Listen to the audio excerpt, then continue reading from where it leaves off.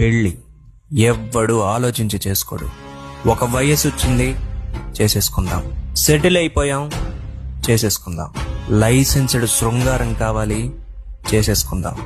నేను మగాడిని అని మొత్తం ప్రపంచం గర్వించేంత ఘనకార్యాలు ఇంకే రకంగా ఎలాగూ వెలగబెట్టం కాబట్టి పిల్లల్ని కనేసి మగాడిని అని ఫీల్ అయిపోయే మొనగాళ్లు ఎంతో మంది.